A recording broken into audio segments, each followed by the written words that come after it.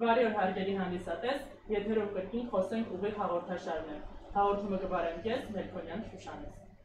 Այսօր մեր հյուրերն են Միասնական հայրենիք կուսակցության առաջնորդ Մհեր Տերտերյանը եւ կուսակցության գործադիր մարմնի անդամ Լուսինե Ավագյանը։ Բարև ձեզ։ Շնորհակալություն հրավերը ընդունելու համար։ Շնորհակալ։ Փոխադարձ։ Շնորհակալություն։ Պարոն Տերտերյան, ներկայացրեք ձեր կուսակցության հիմնական նպատակները եւ առաքելությունը։ Մենք համոզված ենք, որ այս պարապված իրավիճակի շրջանակներում մեր ժողովուրդը պետք է ունենա այլ ընտրություն։ Նախկինների աշխատանքից քիչ թե շատ ծանոթ ենք, ներկաների աշխատանքը եւս հայտնի է։ Մենք ստեղծվել ենք, որպեսզի ժողովրդին առաջարկենք ալտերնատիվ տարբերակ, ալտերնատիվ ճանապարհ եւ պարզա այդ ճանապարհը կարա լինի հայտնի, երբ որ մենք ունենք հնարավորություն ներկայացնել մեր ծրագրերը։ Կարճ ժամանակվա ընթացքում նպատակ ենք դրել մեր ծրագրով, խոսքով ձեռք բերենք ճանաչելիություն, այնուհետ վստահություն, երկու խոսքով։ Շատ լավ, որոնք են ձեր գաղափարախոսությունը։ Ազգային պահպանական սկզբունքներով մեր աշխատանքը կատարվում, բայց մեր ծրագրերը ուղղված են վաղվա ապագայի ուղղությամբ։ Մենք մեր համար գիծ ենք քաշել եւ որոշել ենք, որ մենք անդրադարձ չենք կատարում անցյալի եւ ներկաներին, որովհետեւ ժողովուրդը բազմաթիվ տարբեր մի բան էլ ավել գնահատականներ արդեն տվել է։ Մենք կարծում ենք, որ մեր համար չափազանց ավելի կարեւոր է վաղվա օրը, եւ մենք մեր ծրագրով մեր տեսլականը ներկայացնում ենք հանրությանը ոլորտային անվտանգության, տնտեսական, դիվանագիտական, ռազմաարդյունաբերության եւ այլն եւ այլն։ Շատ լավ, շնորհակալություն։ Տիկին Ավագյան, խոսվեց ոլորտային մոտեցման մասին, քանի որ ներկայումս անվտանգության ոլորտը կարծում եմ ամենաշատն է հարվածի տակ, ինչ մոտեցում ունեք դուք տարածքային ամբողջականության հարցի, ինչպես նաև սահմանազատման վերաբերյալ։ Բավականին շահարկված հարց է եւ ցավոք սրտի ինչի մասին շատ խոսում են, արդյունքը շատ ավելի վատն է լինում, բայց այսօր մեր իրողությունը այդպիսին է։ Ես կարծում եմ, որ սահմանազատման խնդիրները ծագել են դեռ ավելի վաղ, 1994 թվականից սկսած։ Ավելի վաղ այդ սահմանները հստակեցված չեն եղել, ինչը պայմանավորված է մեր չգեներացված հաղթանակով։ Իսկապես մենք 94-ին ունեցանք հաղթանակ, որը սակայն չամրագրվեց որևէ փաստաթղթով։ Եվ ստացվում էր մի վիճակ, որ 94-ով պայմանավորված սահմանները բավականին չկահավորված մնացին։ Եվ այս պատերազմի աղետալի հետևանքներով բերեց նաև սահմանների չկահավորված լինելու խնդրի ակնհայտ բացահայտ լինել։ Ինչ է ստացվում։ Պետական մակարդակով հայտարարում են, որ սահմանները կահավորված չեն եղել,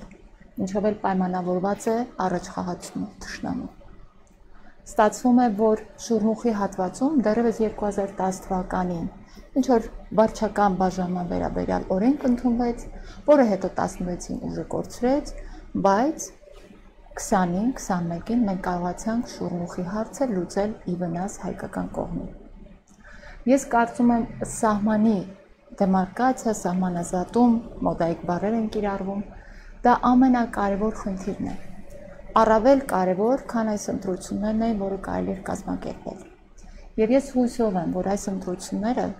կունենան այնպիսի ավարտ, որը ել ավելին չի վտանգի այդ խնդիրը։ Շատ լավ, այսինքն նախատեսում եք ապագայում առաջիկայում դեմարկացիայի ամբողջական իրականացում։ Դա 1 ժամ շուտ է պետք անել։ Փոքր լրացնեմ, եթե թույլ տաք։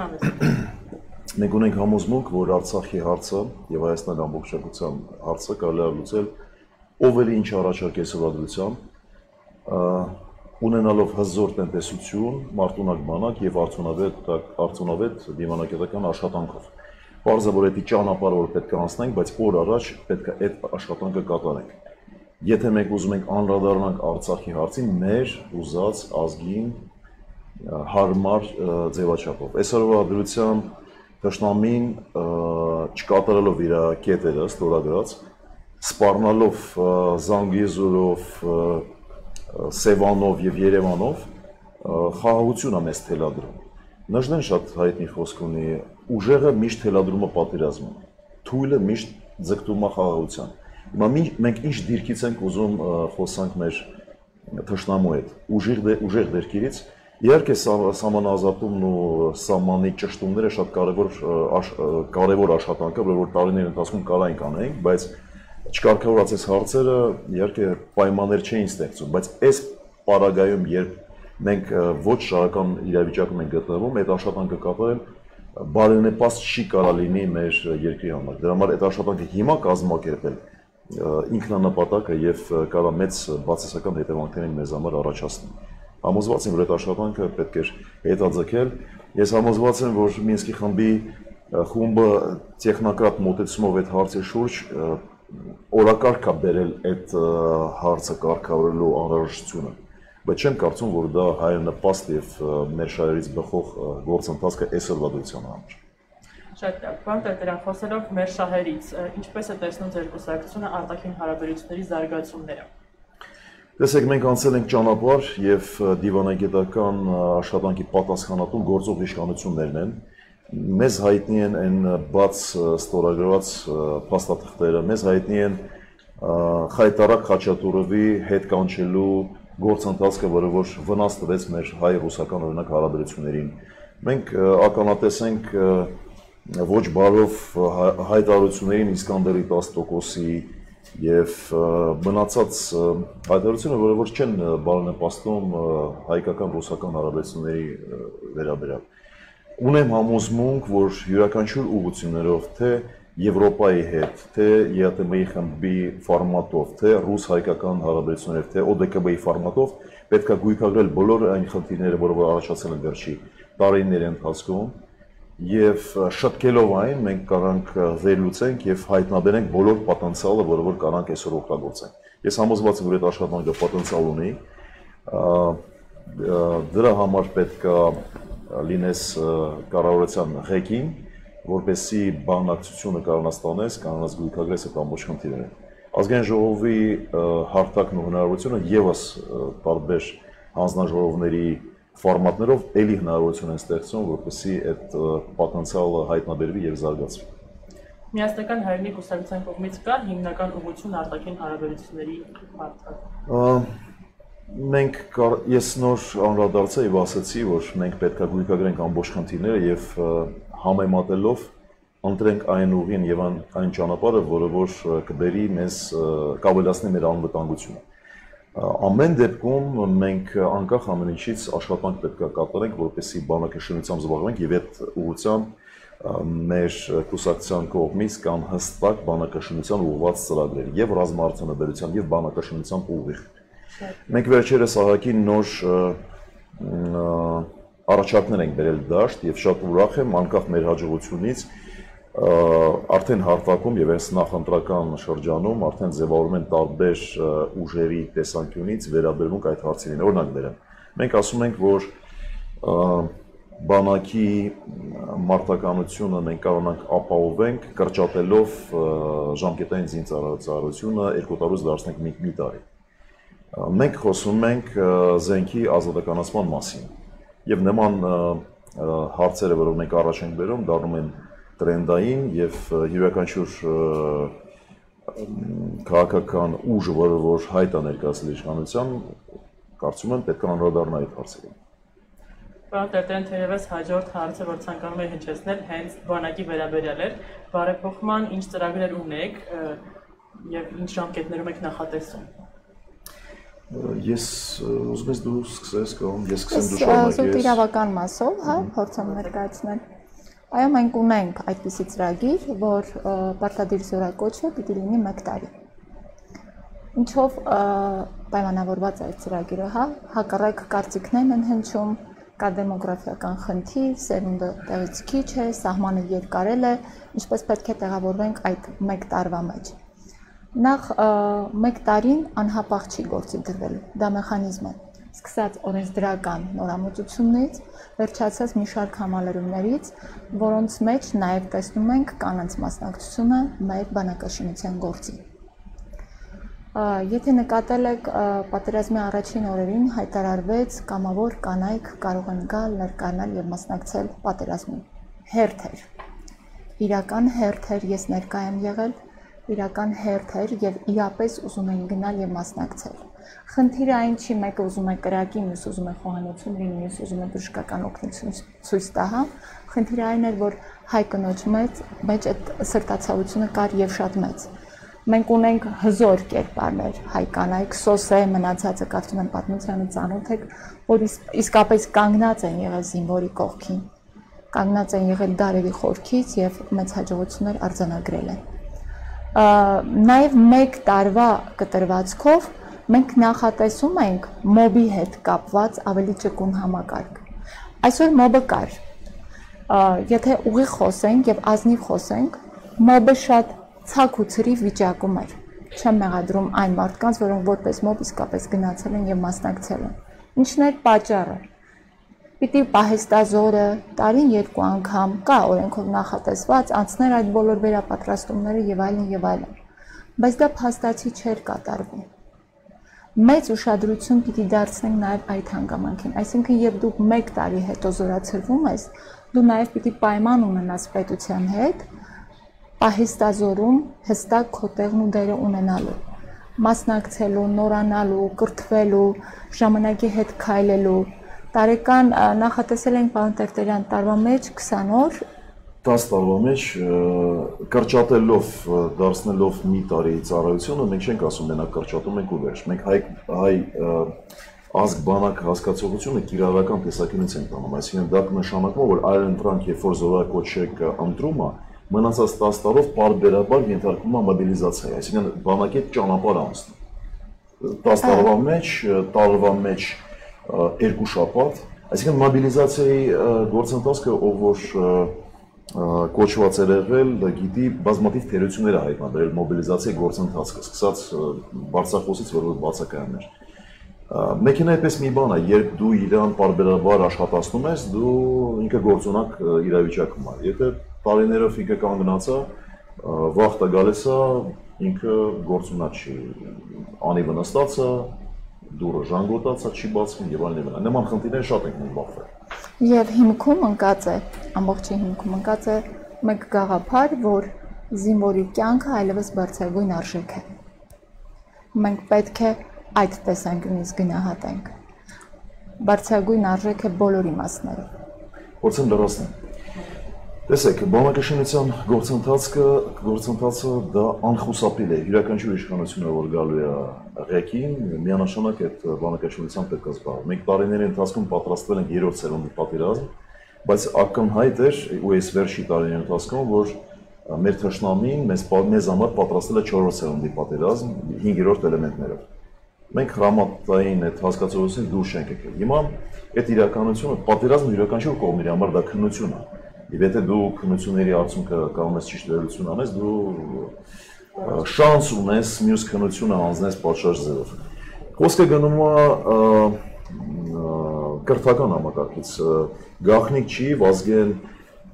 Սարգսյանը եւ Մոնտե Մելքոնյանը պատրաստում այսօր մեր սպայակազմը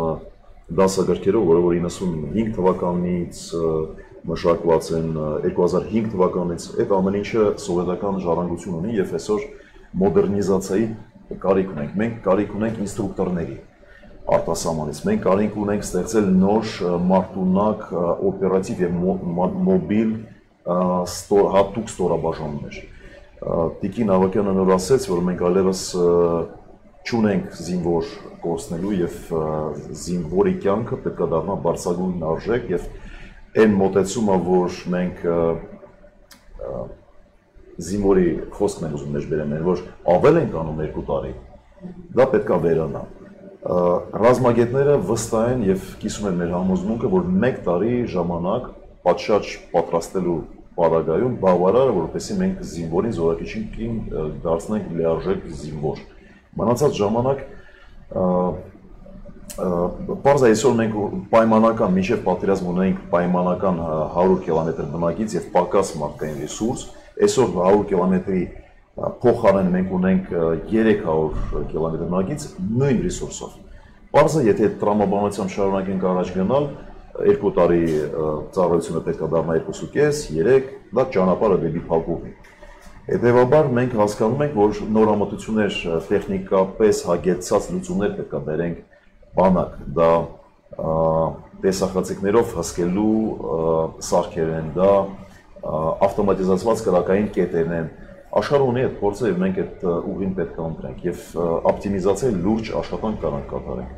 Ռազմաարդյունաբերությունը որպես ոլորտ պետք է հատուկ ուշադրության տակ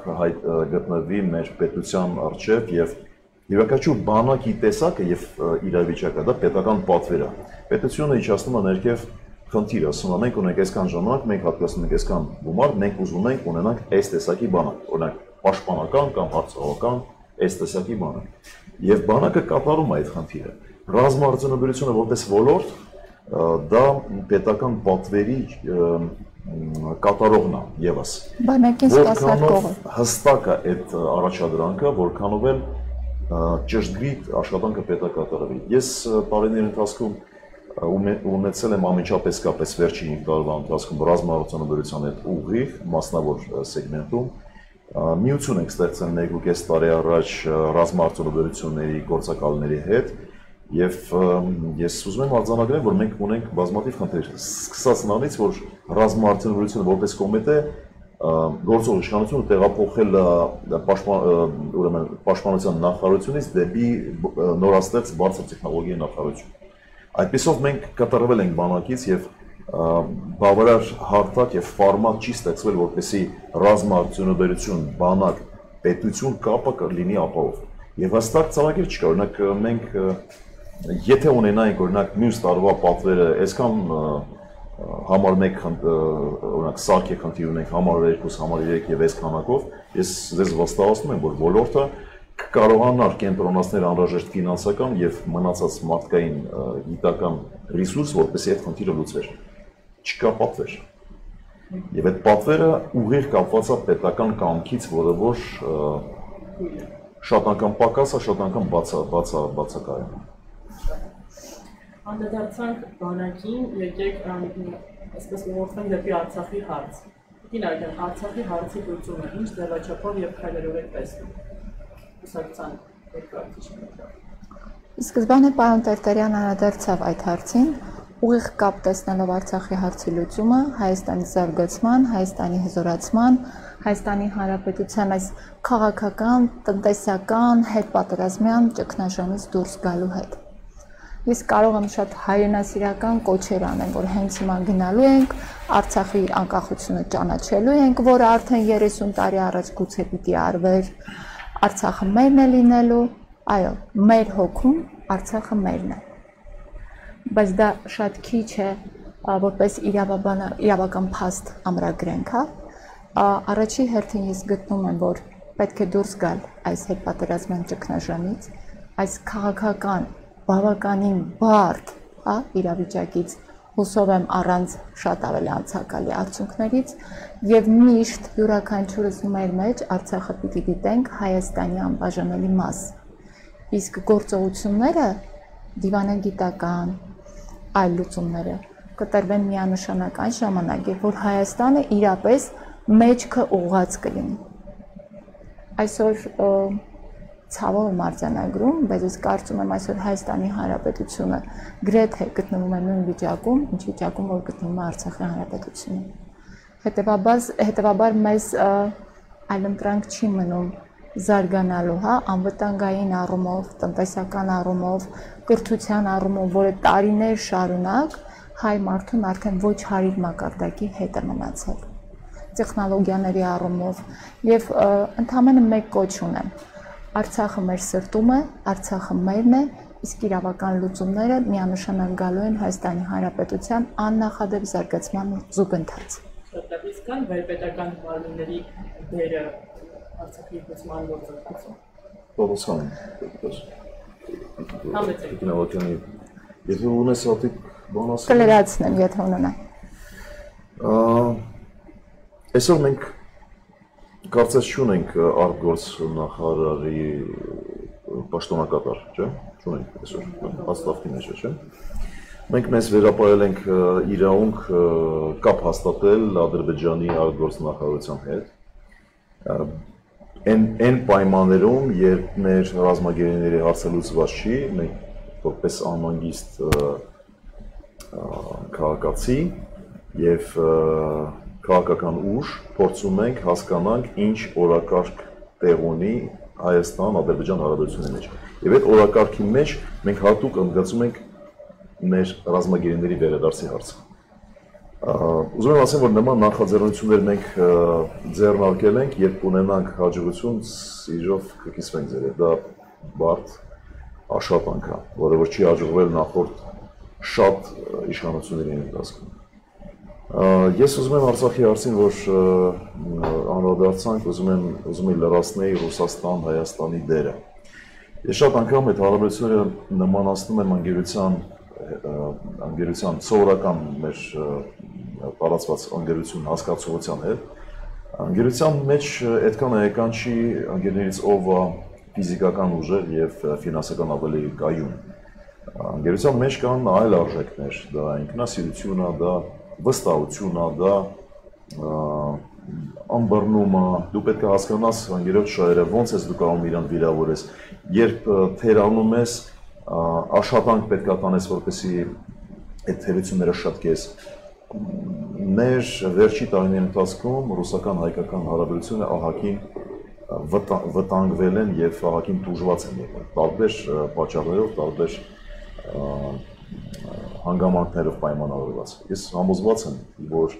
այդ աշխատանքը անկախ ամեն ինչից մենք պետք է գույքագրենք, խնդիրները գույքագրենք եւ կարգավորենք այդ հարաբերությունը անկախ մեր արտաքին գործի ուղղվածությունը։ Մենք պետք է հստակ հասկանանք անվտանգության հարցի մեջ ODKB-ի ֆորմատը ինչ պոտենցիալ եւ նշանակություն կարող ունենա։ Մենք հստակ պետք է դա հասկանանք եւ այդ իրականությունը ընդունենք, որպեսզի մնացած վեկտորներով ուղղությունը աշխատանքը մենք անենք ճիշտ կազմակերպենք։ Ըստ միասնական հայրենի կուսակցության ինչ նշանակություն ունի ՀԱՊԿ այս հարցի լուծման համատեքստում։ Կներեք, հարցը կարող է ձևակերպել ավելի պատրաստ։ Շատ լավ, ՀԱՊԿ-ի գործունեությունը ինչքանով է կարևորվում Արցախի հարցի լուծման ընթացքում։ Պարզը ODKB-ն դիմում են տվել, խոսքը գնում է նրանից, որ Ռուսաստանի կողմը մասը հայտարարեց, որ վարչապետը պետք է դիմեր, դրանից անմիջապես հետո վարչապետի դիմումը ընդունվեց, ինչ-որ ծավալուն պրոցես սկսվեց, անհասկանալի ինչ-որ քննարկումներ։ ODKB-ի համար դա ևս փորձություն է, որովհետև նման խնդիր ODKB-ի ֆորմատում ստեղծված օրվանից լուրջ չի, նման խնդիր չի առաջացել տարածքային ամբողջության հետ կապված։ Դրա համար ինչքան Հայաստանի համար է կարևոր ODKB-ի ֆորմատը եւ իր արձագանքը adekvat այս պայմաններում, այդքան էլ ODKB-ի իր կյանքի եւ շարունակական իրանց ապագայի համար էլ է դա կարևոր, որովհետեւ եթե այս պայմաններում երբ որ ակնհայտ տարածքային ամբողջությամբ խախտված է ODKB-ի ֆորմատը իր պարտականությունը չի կարող կատարի, բարձր որ այդ ֆորմատը անգործունակ է, պետք է իրականության հետ հաշվի նստենք եւ իլյուզիաներից ազատվենք։ Իլյուզիաները մեր պատմության մեջ շատ անգամ մեզ խանգարել են, մենք պետք է պրագմատիկ մոտեցում ունենանք այդ հարցի շուրջ, նաեւ հասկանալով եւ նշանակություն տալով մեր գործընկերների դիրքորոշումն ու շահերը յուրաքանչյուր հարցի շուրջ, չզիջելով մեր պետական շահերը, մեր ազգի շահերը, մեր տարածքային ամբողջությունը երբեք չի կարող դառնա փոխանցելի ինչ-որ միջոց։ Ոչ միջանցքը, որի մասին այդքան շատ խոսում են, ոչ էլ տարածքը, անվտանգության հարցերը մեր ազգը զոհ է տվել անուն մեր հողի եւ դա նշանակում է, որ հողը չի կարող դառնալ որևէ փոխանակող միջոց նման հարցերում։ Ես եւ իմ համոզմունքով եւ համոզված եմ շատ հայրենակիցների հետ կիսվեն, մենք կնախընտրենք արժանապատիվ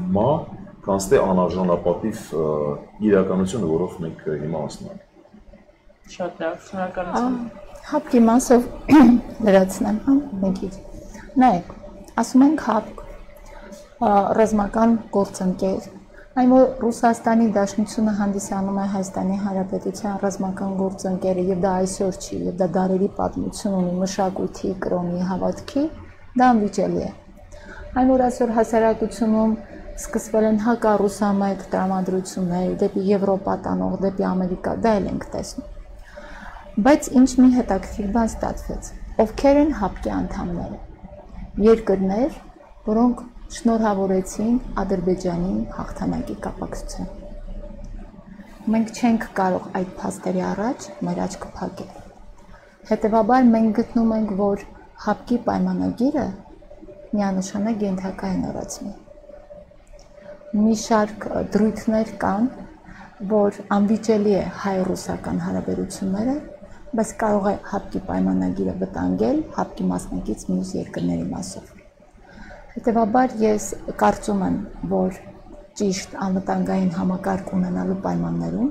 միանշանակ նորացման է ենթակա հապկի պայմանագիրը։ Իհարկե պայմանավորվող կողմերի համաձայնությամբ է դա կատարվում,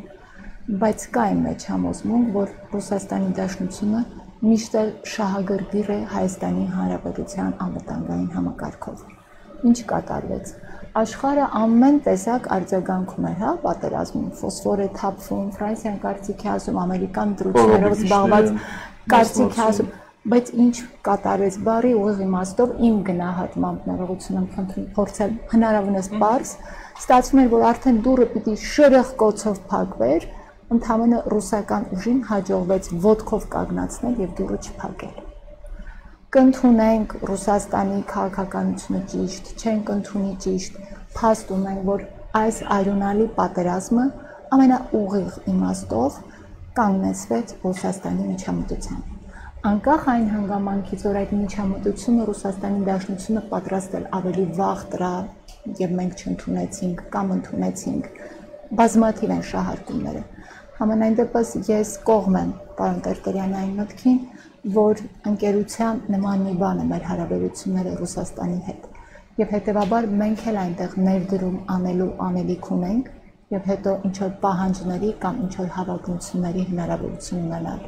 Եթե մենք այսօր պարզ մի բան սրճարանում նստած, ոտը ոտին գցած, սայրանում քեֆ անելուց մտածում ենք, լավ, մեր սահմանազատումը ով անում, մեր անվտանգությունը ով է հոգելու, վերջը ինչ է լինելու, մենք պարզապես այդ դերից պիտի դուրս գանք։ Մենք պիտի հասկանանք, որ ստորադաս ռազմական գործընկերոջից պիտի վերածվենք հավասար ռազմական գործընկերոջ։ Եվ այն կարծիքները, որ Ռուսաստանի Դաշնությանը ձեռնտու է ստորադաս ռազմական գործընկերոջ ունենալը, դա կարծում եմ իրականության հետ աղերս չունի։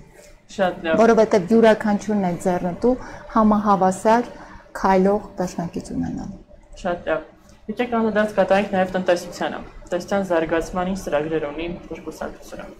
Ամենալուրջ, ամենամասնագիտական հուսով փորձագետներն էլ այսօր ներկա գտնվող այս կանգերացեն մեր զրույցին ունեցել են պատիվ աշխատել կառավարությունում որպես վարչապետի խորհրդական 17-18 թվականներին եւ բազմաթիվ ծրագրեր կան, որ պատրաստել են, բայց ինչ-ինչ պատճառով 17-18 չենք հասցրել իրագործել, որոշ հիմքեր դրել ենք, որոշ հիմքերից օգտվել են գործող իշխանությունը, ծրագրեր պատրաստի իրագործել են իշնորհիվ իրանց տնտեսական զարգացման ուղղությամբ առանձին կարևորում ենք դատավարություն, արդյունավետ դատավարություն։ Տեսեք, յուրաքանչյուր բիզնես ծրագրերը, որ իրագործում են, սովորաբար 4, 5 եւ ավելին տարիներ են ուզում, որպեսզի բիզնես ծրագրերը կարողանան աշխատեն։ Իշխանությունը եւ յուրաքանչյուր կառավարությունը ձևավորում է 4-5 տարով, երբեմն ավելի քիչ։ Դրա համար բիզնեսը պահանջում է ավելի շատ երաշխիքներ։ Մենք համոզված ենք, որ պետք է ստեղծել մի հարթակ, որտեղ որ տարբեր բիզնեսի ոլորտային ներկայացուցիչները կարող ստեղծեն մասնագիտական նյութություններ եւ այդ հարթակի վրա կարողանան համատեղել շահերը աշխատել կառավարության հետ, որպեսզի յուրաքանչյուր նախաձեռնություն պետության կողմից լինի անկալելի բիզնեսի համար։ Շատ անգամ համեմատություն են բերում, երբ դու դիմում ես բժշկի, բիզնեսը դիմում է բժշկի, ասում է փորս է ցավում, նորանշանակ նախարարը հիշում է նշանակել օրվանից, որ ինքը սաղ կյանք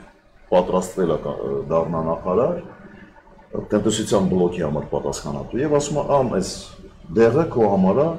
բայց ասում է, բայց այս դեղը գլխի համար է, ասում է, փորն է ցավում, ասում է, ես քեզանից ավելի լավ գիտեմ ինչ է ցավում, այս վերսու քեզ կօգնում։ Ու արդյունքում ունենում ենք լուծ տնտեսության մեջ։ Դրա համար, որպեսզի բժիշկը ճիշտ մասնագիտական մոտեցում ունենա, պետք է հիվանդին լսի։ Իսկ հիվանդը պետք է կարողանա խոսալ։ Այդ խոսալու ֆորմատը պետք է ստեղծել։ 17 թվականում ես նախաձեռնությունով հանդես եմ եկել կառավարության նիստ եմ կազմակերպել, բայց այն ժամանակահատվածում կարծես այդ պայմաններն ու հասունությունը չի կայացել բավարար չափով։ Հիմա կարծում եմ, որ ամեն բոլոր դրա հետ կապված անհրաժեշտությունը առաջացել է։ Ես հատուկ կարևորում եմ Սփյուռքի հետ աշխատանքը։ Ասել ռուսը как корабль назовешь, так и он поплывет։ Այսինքն Սփյուռքի նախարարությունը ինչ era։ Պարզ է 8 տարվա նախարարությունը մի նախարարություն չէր, 70% գործողությունը ուղղված էր մշակույթին, մենք գրքեր ենք տպագրում, կրթում ենք մեր Սփյուռքին 10 միլիոնից, վերապահում ենք մեր վրա իրավունք կառավարել Սփյուռքի նախարարություն, կառավարություն, հա։ Չհասկանալով մի պարզ բան, որ դու չես կարող կառավարել Սփյուռքին։ Սփյուռքը բազմազան է, Սփյուռքը ինքնուրույն է, կայուն է։ Ես էլ այստեղ շատ անգամ համեմատություն եմ բերում, որ Հայաստանը այս Սփյուռք Հայաստան հարաբերությունների մեջ շատ անգամ լաչար կնոջ կերպարով հանդես գալիս։ Ինչ-որ պահանջներ ա ներկայացնում, ինչ-որ սպասումներ, ինչ-որ դժգոհություններ, մենք նեղանում ենք։ Ես համոզված եմ, որ Հայաստանը պետք է աշխատի ինքն իր վրա, ինքը պետք է փոխվի դառնա գրավիչ, ռապուրիչ, հետաքրքիր, ազնիվ հարաբերություններ փորձի Սփյուռքի հետ։ Մենք Սփյուռքը միշտ քամել ենք։ Սփյուռքը միշտ կա, մեր կողքն է, Սփյուռքները ուրեմն ես էլ եմ Սփյուռքի անդամ, դրա համար իրանք ունեմ նման խոսում։ Մենք միամիտ ենք, միշտ պատրաստ ենք, շատ ենք սիրում երկիրը, հիմա տենց է ստացվել։ Պատերազմը մասնակցում ենք, ճգնաժամը ֆինանսավորում ենք, բարեկամների գումարներ ուղարկում ենք։ Այդ մեր սուրբ խաչն է, բայց չի կարելի շահագործել։ Ազնիվ հարաբերությունները երբ ձևավորվի, երբ այդ հիմքում կլինեն արդար պայմաններ, տնտեսական ապահովություն, բիզնեսի համար երաշխավորություն, ներդրումների համար ապահով եւ անհրաժեշտ երաշխավորություններ։ Կառավարությունը 4 տարով է նշանակվում, լիցենզիան տալիս է օրինակ հարկան արդյունաբերության 2 տարով, այն վաղ, երբ որ բիզնես ծրագիրը 7 տարով է։ Ինչ է կարծում բանկը կարող ֆինանսավորել նման պրոյեկտ, եթե իր պրոդուկցիա ծածի, ասենք վաղվա վաճառքը չի կարող երաշխավորել, օրինակ այն սեգմենտներում, որ Հայաստանը ունի նավթի պաշարներ ունենք։ Եվ ես կառավարություն աշխատելով առաջացում ունեցել եմ այն բիզնես նախաձեռնողների հետ, ով որ ունեն այդ ծրագրերը։ Ընդհանրապես պետք է պետությունը իր վրա վեկալեր երաշխիք եւ տալ վստահություն, որ X պայմաններում, Y շրջանակներում, Z ժամանակահատվածում պետությունը կարողանա գնի այդ պրոդուկտը, չգիտեմ, X գնով։ Մի հատ թուղթ է 4 ֆորմատի, որ բավարար կներ, որ այդ բիզնես նախաձեռնողը կարողանար իր բիզնես մոդելը ներկայացնել բանկ եւ ստանար անհրաժեշտ ֆինանսական ռեսուրս։ Այսօր մեր բանկային սեկտորը, դուք երևի համաձայնվեք իմ հետ, շատ բանկերը հիմա բաց հրապարակային իրենց հաշվետվությունը հանրությանը ներկայացնում են, ունեն պրոֆիցիտ գումարներ, որովհետեւ չեն կարող տնտեսության մեջ ներդնել։ Ինչն է պատճառը, որովհետեւ պայմաններ ստեղծված չի բավարար։ Բիզնես նախաձեռնողը գալիս է ուզում է կառուցի շենք 5 տարվա ծրագիր է։ Հարևանը բողոքեց, կեյսը մտավ դատարան, շինարարությունը կանգնեց 2 տարով, վարկերի փողը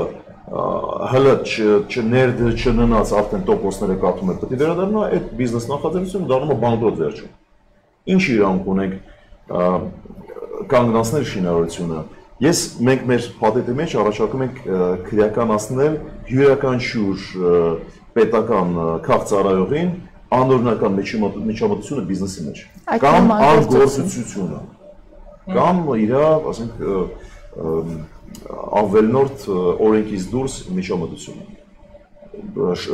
Նոր բան չեմ ասում, աշխարհում դա աշխատում է։ Բիզնեսը պետք է դառնա սուրբ, մենք պետք է հասկանանք, որ բիզնեսն է տնտեսության յուրաքանչյուր հիմքում, բիզնեսը ստեղծում աշխատատեղ, իր հաշվին ենք մենք պահում բանակը, իր հաշվին մենք պահում ենք ամբողջ պետությունը, բիզնեսի հաշվին։ Իսկ ինչպես եք տեսնում բիզնես կրթական համակարգ այդ կապը։ Այստեղ շատ կարևոր դուալ սկզբունք կարող լինի, տեսեք մեր կրթության մասին, երբ մենք խոսում ենք, մենք պետք է հասկանանք ինչ տեսակի մասնագետներ ենք մենք պատրաստում։ Այդ մասնագետը երբ որ ավարտում է բուհը, ինքը պետք է ունենա համապատասխան աշխատանք։ Այստեղ շատ լավ ռուս մեջբերում ուզում եմ անել, что сначала курица или яйцо։ Ես համոզված եմ, որ պետությունը պետք է պլանավորի այդ աշխատանքը, բիզնեսը այն նույն հարթակներով, որով մենք խոսացել ենք, պետք է ստեղծի պատվեր, նույն հարթակներով։ Այդ պատվերը արդեն կրթական համակարգը հաստատությունները պետք է ընդունեն որպես մասնագիտության պատվերներ եւ պատրաստեն մասնագետ։ Dual սկզբունքի մասին երբ խոսում ենք, ինչ ենք դրա մեջ դնում։ Երբ այդ պատվերը կա ձևակերպված, բիզնեսը դեկանում իր վրա ինչ որ մասով չափ պատասխանություն, որ այդ մասնագետը երբ պատրաստ կլինի, ինքը ներգրաված կլինի իր դաշտ։ Այսինքն երկրորդ, երրորդ ուսումնական տարուց սկսած պրակտիկան ուրեմն դասական կրթություն ստանալու գործընթացը կարելի է համատեղել պրակտիկայի հետ։ Մենք ստանալու ենք այստեղ մուլտիպլիկատիվ էֆեկտ, երբ 1 + 1-ը դառնում է 3։ Մեր համար, Հայաստանի համար հիմա այսենց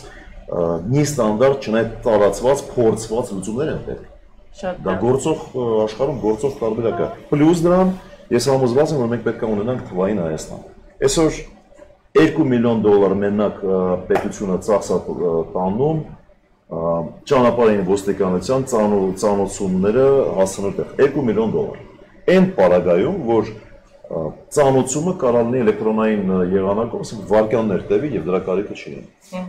17-18 թվականներին թվային Հայաստանի հիմքերն ենք մենք դրել։ Բարձր տեխնոլոգիայի նախարարությունը ու ընդհանրապես բարձր տեխնոլոգիայից Հայաստանից ես հրաժարվում եմ խոսալ, քանի դեռ չկա թվային Հայաստան։ Պետությունը, կառավարությունը իր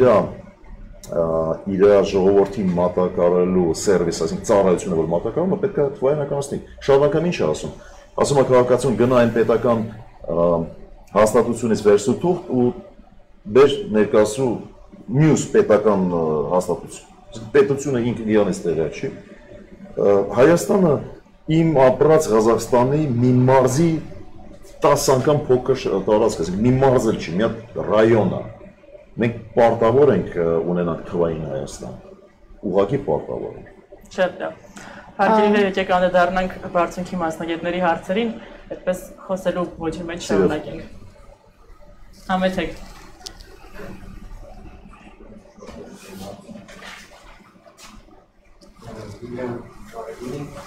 Ես ճիշտ ասած կուզեի լսեի ձեր առողջապահության ոլորտի զարգացման տեսլականի մասին, ինչ տեսլականն եք այդ ուղղությամբ։ Դուք մենք նախընտրում ենք կնախընտրենք մեծ հաշվով կանխել բոլոր պակասացնել այդ ոլորտը։ Ոնց ենք դա մտածում անում։ Պետք է սպորտը զարգացնենք, պետք է ակցիզները ալկոգոլի եւ ծխախոտի բարձրացնենք։ Տեսեք, ոնց որ առողջություն չունի, չէ՞, առողջապահության հետ։ Ունի, որքանով մենք առողջ ազգ պետք է ձևավորենք։ Մենք պետք է հրաժարվենք բաց գովազդներից։ Ռուսաստանը, ինչքանով Եվրոպա չի, այդքանը հասկանում է, Ղազախստանը, այսինքն բաց գովազդներ, ակնհայտ վիզուալ, այն ինչ են ասում, իմպուլսիվ գնումները, որ լինում են դրանից խուսափելուց համար։ Ընդհանրապես հանրային ոլորտում հրաժարվենք բացասական պրոպագանդան, որը որ գնում է։ Ընդհանրապես խոսանք եւ արգելենք եւ էթիկայի կանոնները կանոնք պահպանենք ցենզուրայի տեսանկյունից մաս մեդիայի մեջ եւ խոսքի ազատությունը հստակ տարանջատենք ամենաթողությունից հետ մի հատ գիծ քաշենք հասկանանք որտեղ է խոսքի ազատությունը սկսվում եւ ավարտվում որտեղ է սկսվում ամենաթողությունը այդ դաշտում ես խոսում եմ առողջապահությունից գիտեք չէ խոսքը գրում է նրա մասին որ սկզբունքային ճիշտ ապահովագրություն արվի եւ անհրաժեշտ ֆորմատներ ոչ թե բուժել մեր ազգին այլ կանխել հիմա դրել առողջ սնունդ ապահովել եւ ամեն ձևով պետությունը պետք է խրախուսի որպեսզի մենք առողջ սնունդ ունենանք երբ մենք անդրադառնում ենք մեր պատերին մենք մեր գաստրոնոմի մեր խոհանոցի եւ ուսումնասիրում ենք ծերից ծեր 100% առողջ էկո պրոդուկտներ են ուր ենք զարգացել եւ ուր ենք գնում Այսինքն դա պետական լրիվ վերահսկողության մեխանիզմներ է, ու սա անմիջապես ուղիղ կախված է առողջապահությունից։ Եթե սպասում եք, ես պետք է ռենտգեն ապարատներից խոսամ, ես երևի այդ մասնագետը չեմ, բայց սկզբունքային եւ հեռանկարային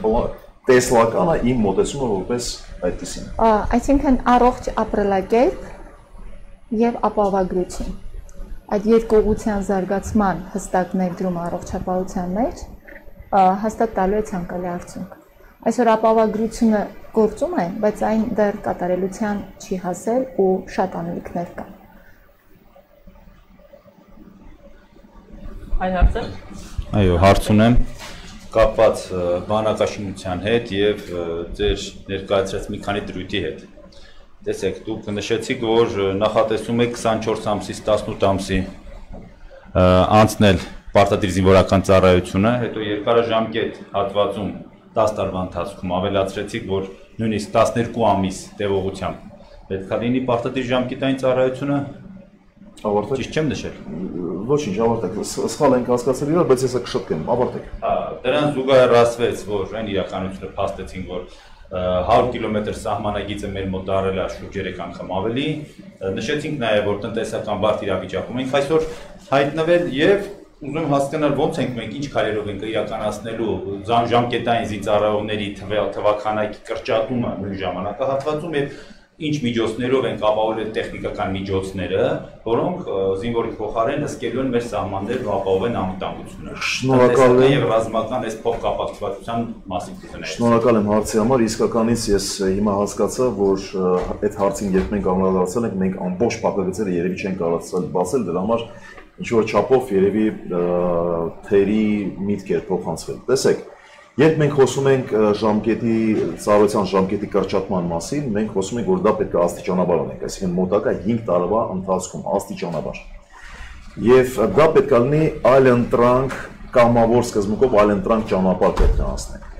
Ինչ ենք ասում մենք։ Մենք ասում ենք, որ զորակոչիկը ունենալու է ինչ-որ մենք պետությունով սահմանելու ենք կվոտա, եւ այդ կվոտայի շրջանակում զորակոչիկ, օրինակ, մենք բանակ ամբողջությամբ փոխել ենք 5 տարուց, դառնել է մի տարի։ Մնացածը սա պայմանագրային։ Մենք հասկանում ենք, որ X քանակով զորակոչիկներին կարանք S նախորդ տարին ընդունենք եւ դա սահմանապատ կվոտա է։ Այն կամավոր զորակոչը, որ ընտրում է այդ ճանապարհը, ինքը կապում է պետության հետ հատուկ պայմանավորություն, ծառայել 1 տարի, բայց մնացած 10 տարի շարունակ պարբերաբար տարին 2 շաբաթ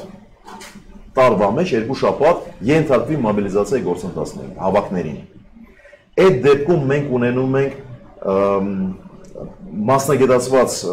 նեղ հատուկ եւ կրթական եւ մարտական պատրաստությունը պետք է կտրուկ տարբերվի եւ այդպիսով այդ աստիճանաբար աշխատանք ներդնելով մենք կարողանալու ենք բարեփոխները ամբողջ բանակի վրա անդրադարձնենք եւ երբ մենք խոսում ենք որ մարդկային ռեսուրսը սահման պահելու համար պակաս է, մենք պետք է միաժամանակ աշխատենք ռազմաարդյունաբերությունը զարգացնելու։ Ունենք արդեն բավական էֆեկտիվ լուծումներին, ես որպես ռազմաարդյունաբերության կոմիտեի անդամ, ես ես վստահում մենք ունենք էֆեկտիվ լուծումներ։ Ուզում եք ձեզ բերեմ մի հատ շատ վառ օրինակ։ Ուրեմն առար մի հատ հիմնադիր կա եւ հիմնադիրի ղեկավարը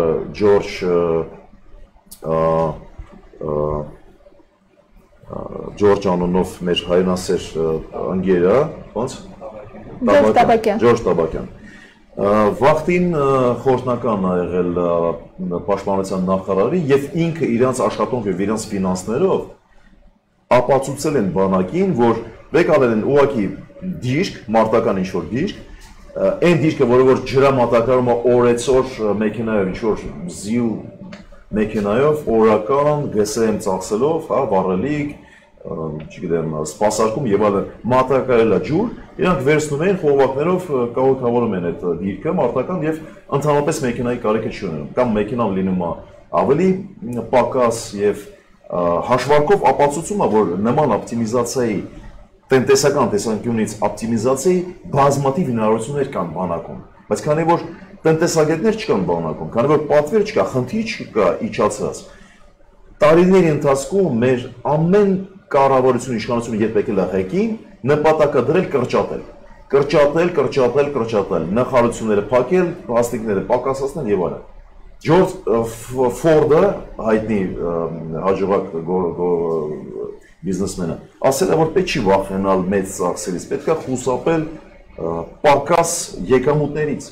Ոչ մեկ չի մտածել եկամուտները ավելացնել։ Մենակ կրճատել են, ու այնտեղ որտեղ որ կարելի է խելամիտ օպտիմիզացիա հասնել, ուղղակի կտրել են ֆինանսները։ Փակել ենք, չենք ունեցել մշակույթի նախարարություն, չունենք սպորտի նախարարություն։ Մենք առիթից օգտվենք, համոզված ենք, որ մշակույթի նախարարությունը պետք է ստեղծել եւ տեղափոխել Գյումրի։ Գյումրին այն քաղաքն է, որը ունի բոլոր անհրաժեշտ դրան բարենպաստ պայմանները եւ մենք այդպիսով կարողանալ ենք դեցենտրալիզացնել մեր պետական համակարգը եւ անվտանգության տեսանկյունից դա ճիշտ է եւ ինչ որ իմպուլս տանք մարզերին։ Ինչն է մեզ հանգարում, ասենք Գյումրին մեզ բարեկամ ժողովուրդ է, չէ՞։ Հարազատ ժողովուրդ է եւ շատ լավ ժողովուրդ է, մշակույթին հետ առաջացում ունեցող ժողովուրդ է։ Ինչ խանգարի իրանք իրենց լավ զգան, որ նախարարություն, մի հատ նախարարություն ունենա։ Մյուսը թող լինի, օրինակ ինչ որ վայոց ձորը, օրինակ սպորտը։ Փոքր երկիր ենք, մենք մի քաղաքի բնակչություն ունենք իրականում, եթե ասենք Չինաստանի մասշտաբով նայես, Եվրոպայի մասշտաբով նայես, ինչ դժվար է։ Կարելի է վերադառնալ նախորդ հարցին կամ թեմային ճիշտ ասած, քանի որ նախընտրական փուլում ազգաբնակության մեծ մասին հետաքրքիր է հենց ռազմաարդյունաբերությունը կամ ռազմական անվտանգության ապահովումը, ես նորից վերադառնում եմ խոսակցությանը, դուք նշեցիք նաև, որ ռազմաարդյունաբերության ոլորտում բավականին երկար ժամանակվա փորձ եք ունեցել կամ գոնե ինֆորմացիա եք տիրապետում, հետևելով վերջին իրադարձությունները, որ կատարվեցին 6 ամիս առաջ Հայաստանի եւ Հայազգի հետ այդ իրադարձություններին, դուք կարող եք պնդել, որ մեր ռազմաարդյունաբերությունը հնարավորություններ ունի մրցակցային լուծումներ ունենալու եւ դրանով ապահովելու մեր անվտանգությունը, թե դա ընդհանրապես երազանք է եւ փոքրիկ գործողություններ են առանձին անհատներին վեր հանելու համար։ Ռուսը լավ խոսք ունի, ասում են, как корабль назовешь, так он поплывет։ Եթե դու նշանակություն ես տալիս այդ ոլորտին, երբ որ դու բադրջան պոմիդորից տարբերում ես այդ ոլորտը, մեր թշնամին ունի նախարարություն, ռազմաարդյունաբերության նախարարություն, չխառնեք ՊՆ-եր, ռազմաարդյունաբերության նախարարություն, զբաղվում են հատուկ այդ ոլորտը զարգացնելով, կարևորում են այդ ոլորտը, ամեն ինչ անում են, որպեսզի զարգանա։ Մենք միանշանակ ունենք, բայց մենք չունենանք ով պետք է ունենա։ Ես ձեզ վստահեցնում եմ, մենք ունենք այն տեսակի հետաքրքիր անօթաչումներ, որ պատերազմից հետո պարզա չէ, մինչև ոսկորը դանակը ոսկորին չհասնի, մենք չենք սկսում հայի տեսակն ունենք դրանք որքան, բայց ուր են, երբ որտեղ գործարկվում։ Ես ես վստահեցնում եմ, եթե ձեզ հետաքրքիր է, ճիշտ է գաղտնիության այստեղ նաև արդեն ոչ գաղտնիք չի, բաց պարտվեցին, որ գաղտնիություններ երկրորդային դարավ։ Պետական գաղտնիությունը եւ կարգավիճակը շատ հիմնարկները այդ կարգավիճակ ունեն ու բարձ ինչ որ սահմաններ կան, որը չի կարելի անցնել։ Ես ես վստահում եմ, մենք ունենք պատերազմից հետո ավարտված մարտական տեսակի զենք հարվածային անօթություններ, որը որ օրինակ համեմատություն դերեմ, շատ տնտեսագետը բարձ հերոին այդ ոլորտից իրանք ինչ են ասում։ Բայրակտար արժի օրինակ $5 միլիոն, հա, որից մեզ այդքան ռեսուրս։ Իսկ ով ասես մեզ պետքա բայրակտար։ Համեմատենք մի հատ մեքենաների հետ։ Mercedes մեքենան շատ հայտնի աշխարհում մեքենա է, շատ փափուկ է, հարմար է եւ այլն։ Բայց ինքը հենց ճանապարհից դուրս է գալիս ցեխերով չի կարա գնա։ Մենք ունենք էժան, արդյունավետ, ակետից բեկետ հասնող նիվա համեմատեմ ձերով։ Էժան կարող ունենանք շատ եւ անհամեմատելի, այսինքն յուրաքանչյուր պետությունների հակամարտությունը դա առաջի հերթին ֆինանսական հակամարտություն է։ Եվ եթե դու բերում ես այդ ֆինանսական դաշտում դարձնում ես արդյունավետ, ընտրում ես ճիշտ զենատեսակներ, ճիշտ մարտավարություն ես կազմում, տարիների ընթացքում կառուցել ենք պաշտպանական բանակ։ Իր խոսքով անվանումից սկսած մենք ունեցել ենք պաշտպանական բանակ, բազմաթիվ ինժեներական կառույցներով եւ այսօր այդ բնագիծը թողած մենք շարունակում ենք խրամատել փորել։ Ինչ անում է Իսրայելը։ Իսրայելը այդքան խելացի է, որ ասենք իր զինվորին չի դնում թիրախի տակ սահմանում։ Տեսախցիկները դրած են ավտոմատիզացված կրակային կետեր եւ ունեն հատուկ մոբիլ ստորաբաժանումները անհրաժեշտության դեպքում կարողանում են X կետից շարժական են իրանք թիրախի տակ չեն։ Մենք պետք է հասկանանք ինչ պայմաններում ենք մենք գործում, ինչ տեսակի բանակ ենք կառուցել եւ դրա հետ կապված բոլոր մնացած իր հետ կապված հանգամանքներն ու աշխատանքը համապատասխան ձևով կազմակերպել։ Հարց ունեք։ Այո, ունեմ արձագանքելու իրավունք ունեմ։ Այո, համեցեք։ Ուրեմն Իսրայելի հետ համակցությունը տանուց մենք պիտի հասկանանք նաև որ ընդդեղի ունեցած բարձունքները եւ ռելիեֆը հայաստանյան բարձունքների ռելիեֆից հոլանդական բարձունքները ինչ պակաս բավականին տարբեր են, քիչ են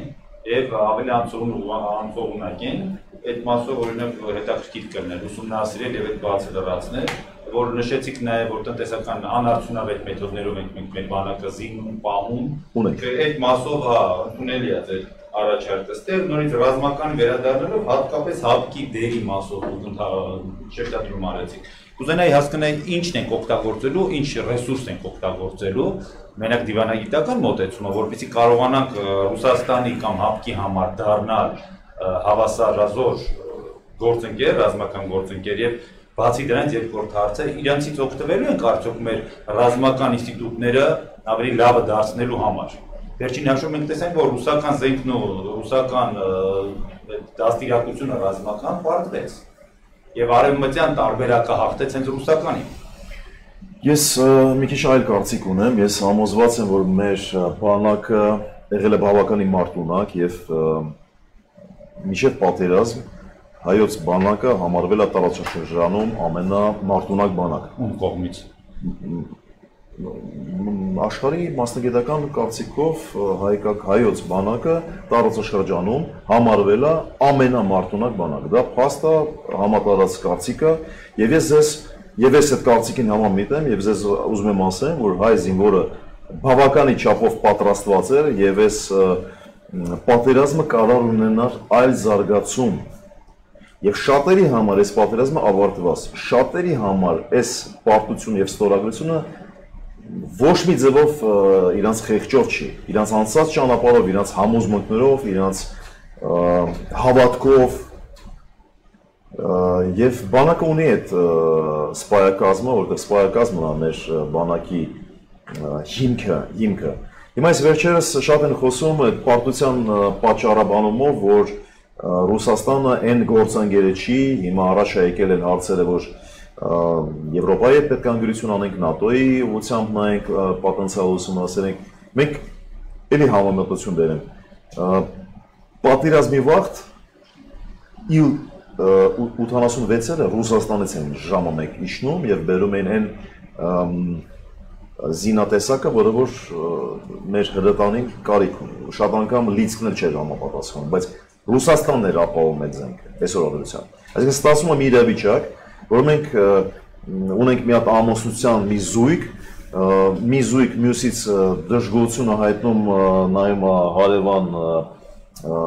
կնոջը, դեր կինը օգտվում է խոհանոցից, պետքարանից,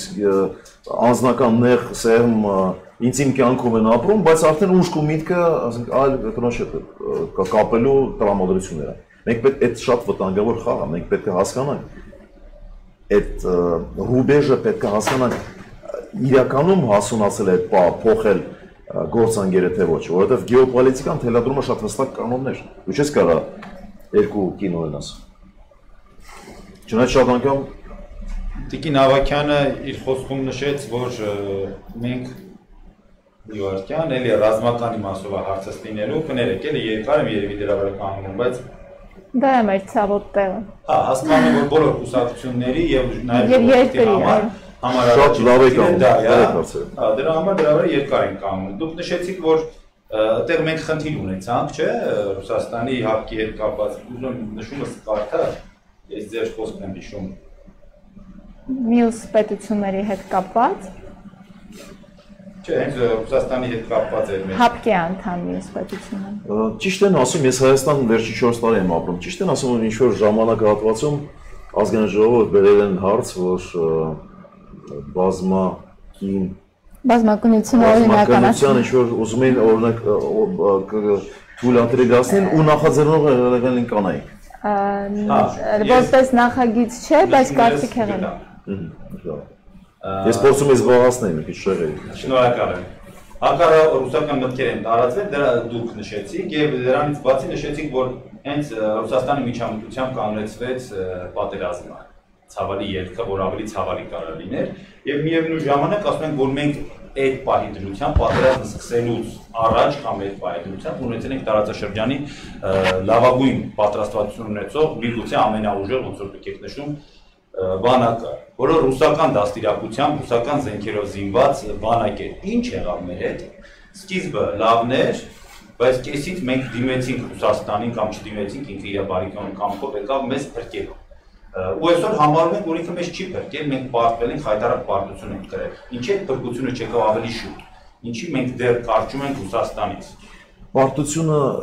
հայտարարակ է իր բնույթով, բայց պատերազմը անցել է բավականին պատվով։ Հիմա պայմաններում աշխատանքը կատարվում, որպեսզի րոպե, ժամ առ ժամ վերլուծության ենթարկեն ամբողջ պատերազմի ընթացքում տեղ ունեցած իրադարձությունները, հրամաններից սկսած, նահանջի դեպքերը ուսումնասիրած եւ այլն։ Պատերազմը միշտ հայտնաբերում է բոլոր մարդկային կողմերը, հերոսության դրսևորումներ ենք հայտնաբերում, քաջության եւ նահանջի նաեւ դրսևորումներ ենք հայտնաբերում, յուրաքանչյուր պատերազմ է այդ դրսևորումները բերում։ Մենք կարիք ունենք լուրջ վերլուծության ենթարկենք եւ այդ վերլուծությունը հիմք հանդեսանա, որպեսզի մենք նոր բանակաշինության ուղղությամբ այդ վերլուծության վրա հիմնենք մեր նոր աշխատանքը, որը կատարել ենք։ Դա բավականին ծավալուն եւ չափազանց կարեւոր աշխատանք է։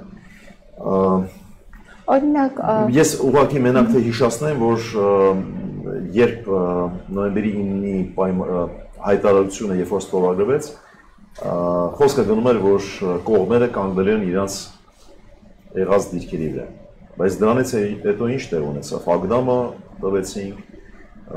մեծ շրջաններ, որը որ Կելբաջարը եւ այլն։ Այսինքն անհասկանալի է մեր համար այն հանրային բաց ինֆորմացիաից, որը մենք օգտվում ենք, անհասկանալի է ինչ այդ հայտարարությունից ավել, ինչ պայմանություններ կային, որ իրագործել են, բայց մենք դրա մասին տեղյակ չենք։ Հրամաններով ենք նահանջել, հրամաններով, ներսի, մեր հետևի նահանգներով թողել ենք դիրքերը։ Հարգելիներս, եկեք անդրադառնանք եզրափակիչ հարցին, մեդիագրագիտության զարգացման ինչպիսի տեսլական ունի ձեր կուսակցությունը։ Ինչի մասին էր խոսքը։ Մեդիագրագիտության։ Տեղեկատվական։ Շատ կարևոր հարց է, հատկապես նախընտրական շրջաններում։ Ճիշտ ասած, մենք հույս ունենք, որ լրատվամիջոցների ԶԼՄ-ների կողմից հատուկ կարևորություն են տալիս այս նախընտրական շրջանում ստեղծվել են մեծ քանակով նոր քաղաքական ուժեր եւ մեծ նշանակություն եւ դերանշանակություն ունի, որպեսզի այդ խոսքն ու ծրագրերը կարողանան ներկայացնել հանրությանը։ Այսօր դուք մեզ դրդում եք, որպեսզի մենք խոսանք այն թույլատրելի էթիկայից, որով շատ անգամ չարաշահում են ձեր գոլեգաները։ Այո, մենք այդ խնդիրը ունենք, սկսած հանրային հեռուստաընկերություններից, սիրիալներից, մի փոքր անդրադարձանք այն էթիկայի կանոններից, որ շատ անգամ անցնում ենք պրոպագանդայի այն անթույլատրելի եւ մեր ազգին ոչ բնորոշ արժեքներին։ Ну, որ ասեմ, այդ ուղղությամբ ես համոզված եմ, որ պետությունը պետք է իրան վերապահի իրավունք, կարգավոր է այդ ոլորտը, գծեր սահմանի, որը որ կարևոր է մեր ազգի համար եւ արժեք է ներկայացնում մեր ազգի համար, որպեսզի հանրային դաշտը չանցնի այդ սահմանները։ Ներեցում կարելի է։ Մեկ, մենք սահմանադրությամբ ունենք ամրագրված իշխանությունների տարանջատման սկզբունք, բոլորից հայտնի դատական իշխանությունն է, գործադիր եւ օրենսդիր։ Առանց գրառմամբ ունենք 4-րդ իշխանություն եզրույթ։ Գիտեք ում է վերաբերելի 4-րդ իշխանությունը։ Հենց մեդիադաշտին, ԶԼՄ-ներին, ճիշտ է, սահմանադրությամբ օրենքներով իրենք որպես իշխանության տարանջատման սկզբունքներով ամրագրված չեն, բայց որպես այդպիսին իրենք արդեն տարիներ առաջ, ամեն օր է դա զարգանում, բայց տարիներ առաջ արդեն իշխանություն վերցնելու գործառույթ են ունեցել։ Եվ հետևաբար հնարավորություն թելադրելու նաև ձեր ասած մեդիա գրագիտությունը, հնարավորություն ունենալու թելադրելու մշակույթ, հա, որոշակի։ Օրինակ, հասարակ մի բան, այսօր իմ մոտ տպավորություն է, որ մեդիան ԶԼՄ-ները սպասում են տեսնեն, ներողություն եմ խնդրում, որտեղ ինչ ավելի խորը վիրավորանք կա, որ միանգամից դա արձանագրեն։ Մենք նաև ձեր միջոցով, հա, թող լինի իլեգալ ընդունելով որպես 4-րդ իշխանություն, մենք պետք է այդ գրագիտությունը զարգացնենք եւ դարձնենք մշակույթ, այլևս վիրավորանքների պակաս դաշտ, հավասար։ Նույնիսկ օրենսդրական։ Ես այսօր կարծում եմ, ճիշտ պահն է, որ մեր հասարակությունը հանդես գա օրենսդրական նախաձեռնությամբ վիրավորանքը քրեականացնելու։ Որևէ մեկին հաճել է նույնիսկ սերիալներից հարգելիներս այն տեսակ արտահայտություններ կարող են լսվել, որ տան ամուսինը պիտի կնոջական ջփակի, երեխայական ջփակի եւ այդպես շարունակ։ Այդ իշխանությունը ձերն է։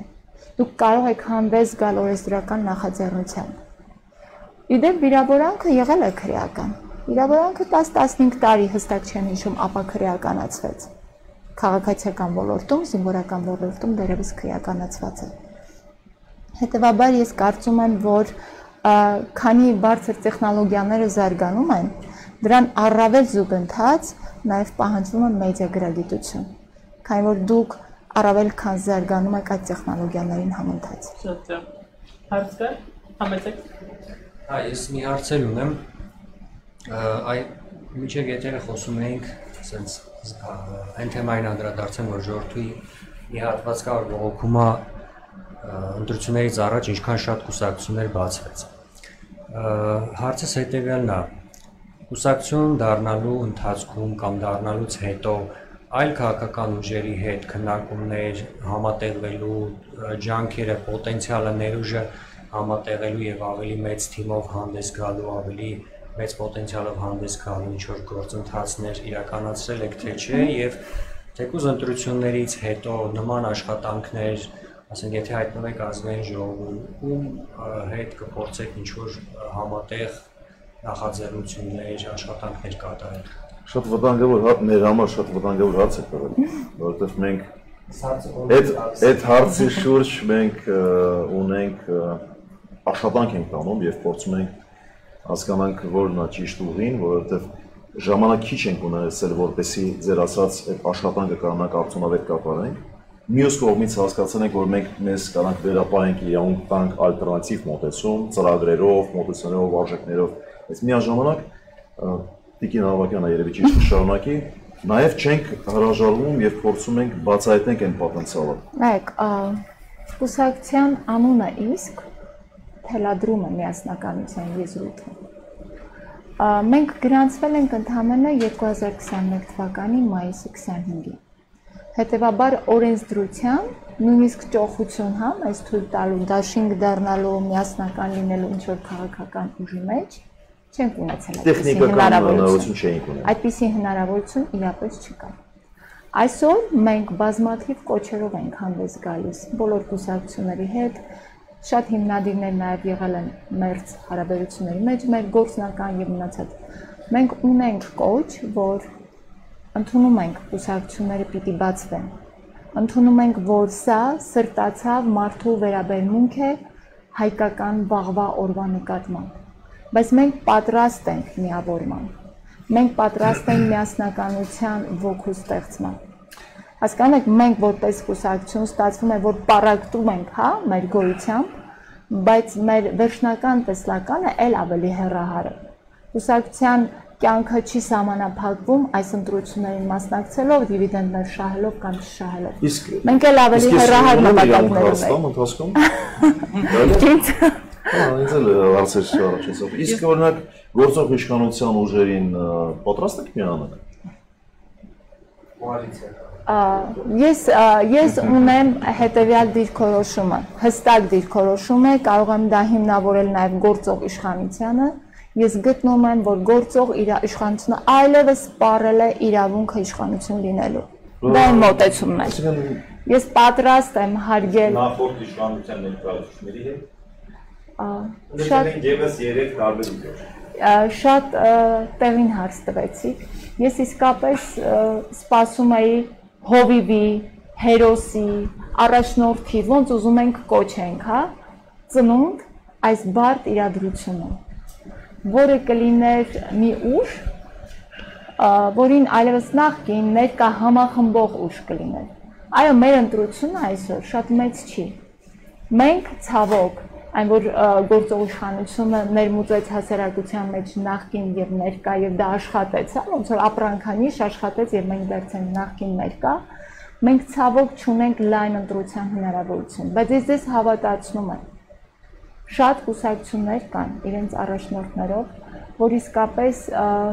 հզոր Հայաստան կերտելու գաղափարագիր են, ունեն դրա հնարավորությունը, սրտացավ մարդիկ են։ Իսկ եթե ոչ հիմա դուք կարող եք իրենց հետ նույն սեղանի շուրջ համախմբվել, նստել եւ մենք այդ փորձը արդեն սկսել ենք, մենք համախմբվում ենք, մենք ընդունում ենք, որովհետեւ երբ որ բոլորը նույն նմանատիպ հայտարարություններով հանդես գան, որ բոլորը գնում են ընտրությունների, բայց եկեք ընտրենք ես ինչ ուժին կամ եւ այլն, միգուցե բոլորով չկարողա յուրաքանչյուր տանատապետ չկարողանա քշեմը մեծացնել։ Ընդունելի է դա։ Մենք այս քարոզարշավի ընթացքում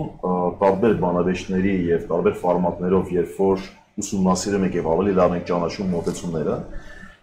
բազմաթիվ մոտեցումները մենք ընդունում ենք սկզբունքային որպես արժեք եւ որպես նշանակություն ունեցող երկրի համար։ Բայց տեխնիկապես եւ այս շրջանում հատկապես հնարավոր չի մենք կարանք փոխանակենք համալրացնենք ծրագրերով եւ ավելի հարստացնենք մեր ծրագրերը, բայց ի տարբերություն գործող եւ նախկին ուժերի հետ իրանք քիչ թե շատ պատասխանատու են իրենց աշխատանքի արած կամ արված այսօրադրությամբ։ Նոր ստեղծված քաղաքական ուժերը ազատ են այդ մասով եւ չեն կրում այդ պատասխանատվությունը։ Ես համոզված եմ, երբ ուժերը կունենան հաջողություն ազգային ժողովում, երբ որ բաց կդառնա ով ինչ ուժերով հանդես եկել եւ ինչ արժեքներ է բերել ազգային ժողով, այդ արժեքների շուրջ մենք կարանք համապատասխանեցնենք մեր արժեքներին եւ ըստ դրա անդրադառնանք վարչապետ ընտրելու հարցերը։ Ըստ դրա մեջ բերենք կարևոր հարցեր ազգային օրակարգ եւ ընթացքում կարողանանք հարցերի շուրջ ձևավորենք մեր ընդհանուր մոտեցումները։ Երբ մենք խոսում ենք միասնության գաղափարից, մենք շատ ավելին կարևորենք անհատների միասնությունը, մասնագետ տեսակներով, տեխնոկրատ մարդկանց տեսակներով, ավելի շատ քան թե ձևավորված ուժերով, որովհետև ձևավորված ուժերը ունեն շատերը ունեն 100 տասնյակ տարիներ ճանապարհ իրանց սկզբունքներով եւ այլն, դաշնակները տասնյակ տարիների ճանապարհ անցած մեր ճանապարհ։ Մենք հավելում անկախ ամեն ինչից ես կողմնակից եմ ժողովրդի մեջ, արկա այն արդար բողոքից, թե ինչ են այսքան կուսակցություններ բացվում, թե ինչ են նոր զարգանում պարակտում, ես գտնում եմ, որ դա իսկապես արդար բողոք է։ Պարզապես մեր ճանապարհը նոր է սկսում եւ մենք իսկապես ժամանակի խնդիր ունենք այդ գործով լծվելու, համախմբվելու եւ կուսակցությունների միավորումներ ստեղծելու։ Այդ դժգոհությունները եւ չընդունելը ժողովրդի կողմից հասկանալի է շատ անգամ մի պարզ պատճառով, որովհետեւ բազմաթիվ քաղաքտեխնոլոգները տարիների շարունակ խորհուրդ են տվել ստել։ Դու պետք է խոսաս այն ինչ որ ուզում են լսեն քեզանից, այն ինչի հետևից կգան քեզ քվեարկելու։ Նորաստեղծ կուսակցությունները այդ խոսքով մոտեցումները շատ, եթե ուշադիր կլինեք, խոսքը շատ տարբերվող է։ Հենց այդ է պատճառը, որ օրինակ հանրային հերոստանգերությունները կտրուկ բանավեճերը կազմակերպելիս տարանջատել է երկու խումբ ստեղծել։ Այսինքն նախկին եւ ներկաների մի փուլի մեջ են, նորաստեղծները մյուս փուլի մեջ են։ Հա մեզ հետաքրքիր է մեր նորաստեղծ գործընկերների հետ շփվել, բայց մենք հարցեր ունենք նախկիներին եւ ներկաներին։ Բանավիճելու դաշտն է քիչ։ Բայց չենք ուշացնելու այդ միավորման պահը, որտեղ հասկանալի է, թե 5%-անոց չեմ ենք դրել, իսկ մասնակիցների քանակը 27-ն է, չէ՞։ Այս դեպքում մենք հասկանում ենք, որ առավելագույնը, եթե այլ հավասար պայմաններ չլինի, այլ պայմաններ չլինեն, հավասարության դեպքում 20 ուժ կարող են ներկայանալ։ Մենք ունենք 5%-անոց ուժ։ Մենք ունենք լուրջ մտահոգություններ, որ շատ ցավով եմ ես դրա մասին ուզում խոսամ, որ այս ընտրությունները կարող է չլինեն վերջինս տարի։ Եթե պայմաններ ստեղծվեց եւ մենք չձևավորեցինք համերաշխության ազգային ժողով, որի համար մենք պայքարում ենք, որպեսզի բերենք ազգային ժողովի այդ համերաշխությունը։ Եվ միասնությունը ինչ որ չափով։ Եթե մեզ դա չհաջողվի կամ մեր պես ուժերին դա չհաջողվի, ում եք համարում ձեր պես ուժեր։ Նորաստեղծ, առողջ, որ բերում են դաշտ ալտերնատիվ այլ ընտրանք ճանապարհ։ Ես երբ ժողովուրդը դժգոհում է, ինքը դժգոհում է, թույլ կտակ, երբ ժողովուրդը դժգոհում է բազմաթիվ կուսակցությունների ստեղծելուց, մի մասը կապում է, որ աթոռների պայքար գնում երբ շատերի հանդեպ, բայց շատերի հանդեպ ոչ արտարացված է, բայց այն պայմաններում տասնյակ տարիների ստեղծված մթնոլորտում ստի եւ խաբեությամբ եւ պոպուլիզմի, տարբեր տեսակի տրյուկերի, մանիպուլյացիաների այդ շրջանակներում պարզ է որ ժողովուրդը նաեւ իրան որպես ինչ են ասում ռուսերեն Подопытный кролик հայերեն ոնց կլինի։ Փորձա։ Շատ տհաճ է երբ դու դա ասում ես։ 18 թվականին ես եղել եմ հրապարակում իմ ազգիս հետ։ Եվ ես համոզված եմ եղել որ ամբողջ ազգը 18 թվականում միավորված է եղել այն մտքի շուրջ, որ նախկիներին անդրադարձ չկա։ Միայն այդ մտքի շուրջ ինչ է, հիմնական մասը դրա։ Թեզը շատ հատուկ ընդգծում է, նախկիներին անդրադարձ չկա։ Բայց փաստորեն նորերը այդքան չարթարացրեցին սպասելիք։ Նոր ոչ մի բան չեմ ասելու, ամեն ինչի մասին խոսացվածը, բայց արդյունքում մենք ունենք մեծ զանգված, մեր ազգի մեծ զանգված, ով որ անպատասխան սիրո ապրումներ ապրում։ Սպասունքները շատ բարձր էին։ Միավորման լուծումը ունեք, վանաձևը ունեք։ Ոնց ենք անելու, որ միավորվենք։ Մենք դրա համար որոշել ենք, որ մենք խոսում ենք քաղաքակիրթ։ Ոչ մեկին անձնական վիրավորանքներ չենք հասցնում։ Շատ անգամ չենք էլ անդրադառնում վերլուծությամբ։ Երբ որ բանակցությունները, բանավեճները լսում ես 90-ական թվականին, 94, ով ում նեղացրել, ինչի որի պատճառով, այսօր մենք կերտում ենք մեր Հայաստանը, այսօր մեր մի հատ էջ ենք թերթում։ Մեր համար շատ ավելի կարևոր է ինչ են բերում ուժերը դաշտ, ոնց են տեսնում վաղվա մեր Հայաստանը ուղղություններով, մասնագիտական առաջարկություններով։ Պատերազմ են անում, իրար սխալն ու ճիշտ են հանում, ազգային ժողովը մեծ երկու թևերի բևերների համար, տեսեք, ռետորաբանությունը ինչ աստիճանաբար զարգացել է, ինչ պիկի է հասել։ Երբ է նման բան եղել։ Դա խայտարակություն է մեր ազգի համար, մենք մշակույթի ազգ ենք վերջը։ Մենք մեր համար այդ միասնությունը մինիմալ շեմը են, որ մենք խոսում ենք քաղաքակիրթ։ Մեզ ընդհանրապես հետաքրքիր չի, ով մենք չենք այն ուժը, որ պատասխանությամբ եւ մենք այն ժամանակը չի, երբ որ պատասխանության պետք է ենթարկենք։ Ես վստահեցնում եմ, հայ ժողովուրդը ունի լավ հիշողություն եւ յուրաքանչյուր առարակների, չարակների համար ժամանակը եւ գնահատականները կտա ժողովուրդը։ Բայց այսօր մենք պետք է այդ ամեն ինչը թողենք եւ հասկանանք, որ այսօր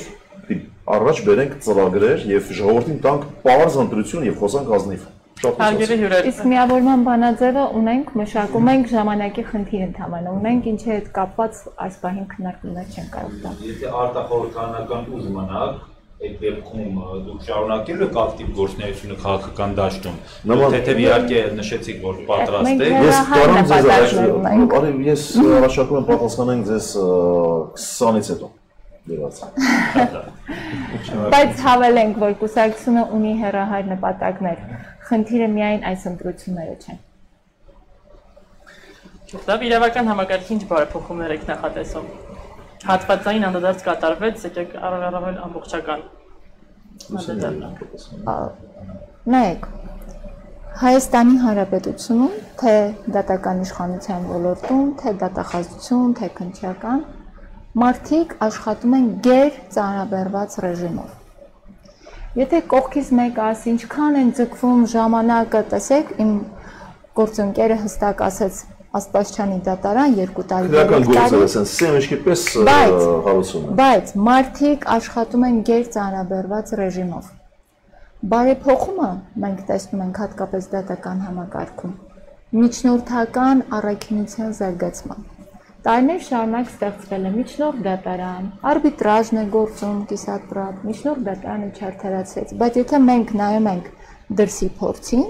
Ամերիկա մեր հարևան Վրաստան, հա, իրենք ստեղծել են մոդելներ, որոնք այդ ծանրաբեռվածությունը պակասացնում են էական։